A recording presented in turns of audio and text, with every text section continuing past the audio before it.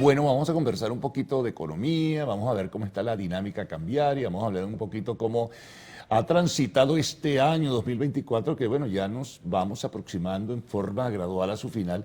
Y para ello, pues hemos invitado y va a compartir con nosotros José Ignacio Guarino, asesor financiero. Bueno, la lista de temas, José Ignacio, es bastante amplia, ¿no? Sí. Pero en términos generales, a tu juicio, ¿cómo ves y cómo crees tú que ha sido el comportamiento? Hay diversidad de cifras, porcentajes de acuerdo al interés de cada quien que dice de cómo ha sido la dinámica y la evolución de este año 2024, pero a tu juicio, si lo comparáramos, por ejemplo, con el año 2023, yo creo que hubo debilidad y fragilidad frente a lo que fue el año que nos antecedió. Carlos, gracias por la invitación. Excelente discernimiento el que acabas de hacer.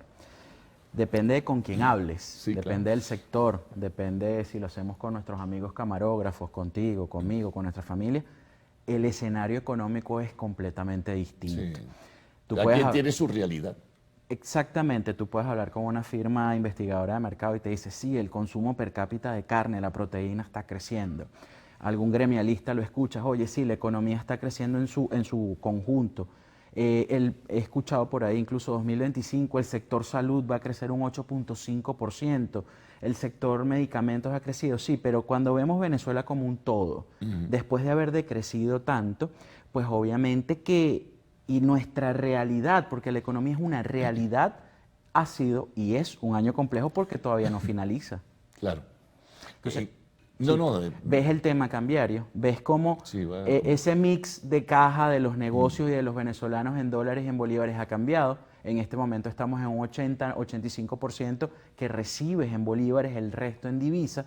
Ves a todo el mundo como que aguantando sus divisas porque dice, oye, la devaluación tomó un ritmo acelerado nuevamente. Estamos viendo que se ha acelerado octubre y noviembre el tema inflacionario en Venezuela. Entonces, como yo lo he dicho en muchas ocasiones, charlas, conferencias, clases, conversaciones, el año 2025 representa, en mi muy humilde opinión, un reto macro para el Ejecutivo Nacional en el tema de política económica. Fíjate, lo que pasa es que también hay una variable que se introduce allí cuando evaluamos el año 2024, que es la variable política. La economía es una ciencia social que depende del comportamiento humano. Por ende, expectativas racionales y adaptativas. Está por ahí en los libritos de macroeconomía, Sí, sí. de este señor Daniel Kahneman, el primer Nobel de Economía no economista. Cuando tú tienes una crispación política y eso se va hacia las expectativas de qué puede pasar, ya pasaron las elecciones y de las elecciones acá de julio a diciembre, pues se siente que no terminó o que no arrancó ese aparato. Y ahora todo el mundo te dice después del 10 de Sí. enero. Hay muchas decisiones por tomar, Carlos. Mira, y tú lo escuchas aquí todos los días en tus entrevistas, independientemente de a quién entrevistas, valga la redundancia. El tema tributario, Sí. el tema de la política fiscal. Mira, en estos días vi en República Dominicana están canalizando el encaje legal hacia el mercado de valores. Imagínate. Eso lo propuse, y disculpa que hable en primera persona porque no me guste, pero eso se lo propuse yo al Ejecutivo Nacional hace más de 10 años.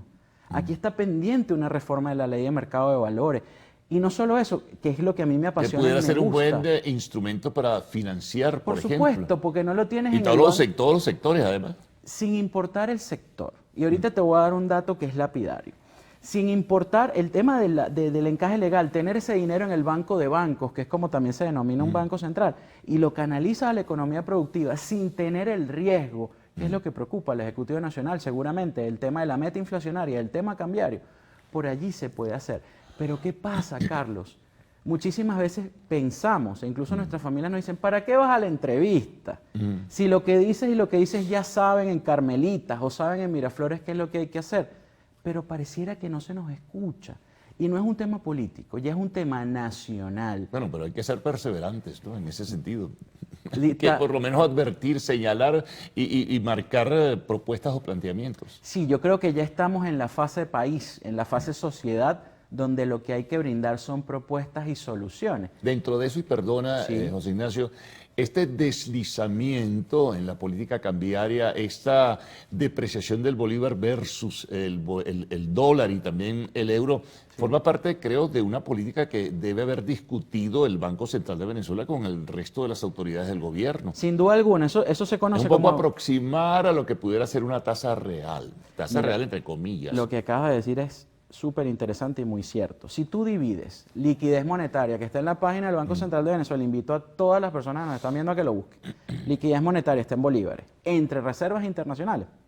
Eso te da una tasa que se conoce como la tasa implícita. Te confieso que tengo 3 semanas que no lo saco, pero hace 3 semanas ese número era 62 bolívares por dólar. Una tasa más real. ¿Qué pasa cuando tú tienes un tipo de cambio controlado? Porque todavía hay control de cambio en Venezuela y tenemos que repetirlo y comunicarlo, porque aquí tú sales a comprar un dólar el que pueda y el que quiera. Aquí yo creo que el Ejecutivo Nacional, más allá de reunirse con la Asociación Bancaria, que saludo y admiro y quiero muchísimo a su presidente, a los banqueros o a las cámaras, mira hermano, aquí hay que llamar desde el técnico que tú consideres más lejano a tu ideología política, pero que es más pragmático, llámelo, escúchelo, pregúntenle. No es posible, y las comparaciones son odiosas, y me disculpen, pero que República Dominicana tenga un mercado de valores más profundo y más líquido que el venezolano. Eso es un llamado a la reflexión. Y cuando tú hablas de que quieres desarrollar un modelo económico endógeno, tienes que tener instrumentos financieros. Claro, lo que pasa es que tendrías que depurar, que es algo que nunca generalmente se discute, sino en forma muy ligera.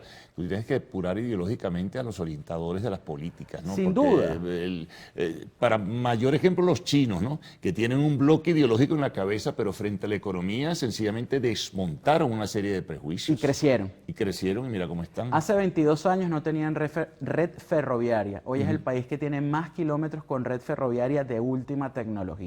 Su mercado de valores es el segundo mercado de valores más importante del mundo. Solo en el municipio Libertador de Caracas, de la capital de la República, hay más de 500.000 emprendedores. El emprendimiento es un motor para Venezuela. Seguramente los que están detrás de cámara tienen algún emprendimiento, pero ¿cómo lo financias?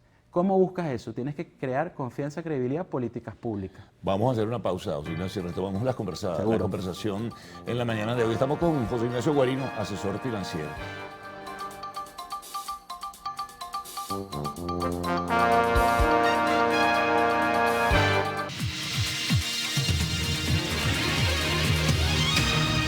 Bien, continuamos conversando con José Ignacio Guarino, asesor financiero. Bueno, hay muchas cosas, como decíamos, José Ignacio, de qué conversar. Tú mencionabas el tema tributario, ¿no? Hace un momento. Bueno, el tema tributario también pesa, y pesa muchísimo, porque siempre la opinión gremial, la orientación que marcan los sectores gremiales de la economía privada, habla de la pesada carga tributaria. Y en el presupuesto que se aprobó del año 2025, creo que sube como que del 25 al 33%. Entonces, ¿qué motivación, qué estímulo, si aparte de todo esto no hay una línea crediticia, puede tener alguien para reanudar o reanimar su actividad? Mira, hace poco O hacer vi- crecer o tratar de mantenerla en mejores condiciones. Hace poco vi al señor Pizzella y de verdad que su discurso y su acción han sido muy consecuentes en tanto y en cuanto que el empresariado venezolano es digno de reconocimiento.